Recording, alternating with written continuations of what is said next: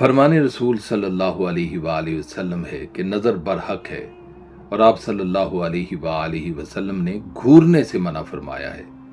ایک مقام پر لجپال آقا فخر موجودات سرور کائنات تاجدار مدینہ حضرت محمد مصطفیٰ صلی اللہ علیہ وآلہ وسلم نے ارشاد فرمایا کہ نظر بد اونٹ کو ہنڈیا میں اور انسان کو قبر تک لے جاتی ہے۔ رسول کریم صلی اللہ علیہ وآلہ وسلم نے حقیقت نظر کو بیان کیا ہے۔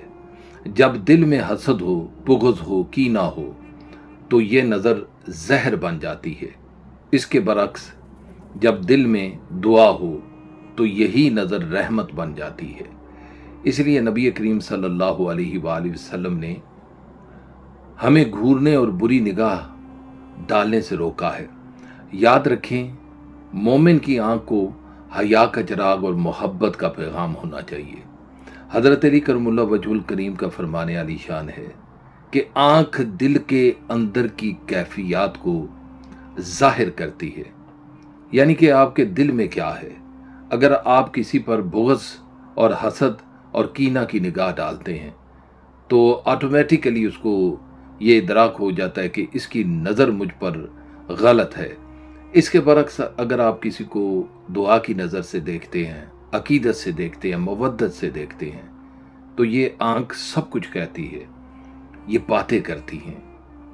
اسی لیے تو شاعر کہتا ہے کہ جو باتیں ہم کہہ نہیں پاتے وہ آنکھیں کہتی ہیں، آنکھیں بولتی ہیں۔ اس لیے اپنی نظر کو اپنے کنٹرول میں رکھنا چاہیے۔ مولانا روم نے کیا خوب لکھا ہے کہ تیری نگاہ اگر پاک ہو تو یہ دوا کا کام کرتی ہے، یہ میڈیسن کا کام کرتی ہے، اور اگر تیری نگاہ ناپاک ہو تو یہ زہر کا کام کرتی ہے، بلا کا کام کرتی ہے۔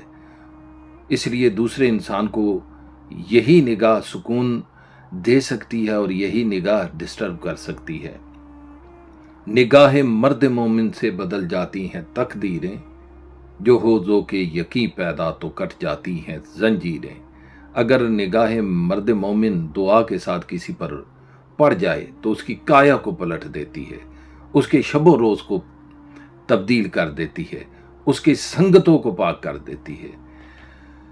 اے صاحبان ایمان، اپنی نظر کو حسد اور غرور سے بچاؤ، اور اپنی آنکھ کو حیا کا پیکر بنا لو، اور اپنی نگاہ کو دعا اور سکون کا وسیلہ بنا لو۔ یاد رکھیں، بری نظر اندھیرا ہے اور پاکیزہ نظر چراغ ہدایت ہے۔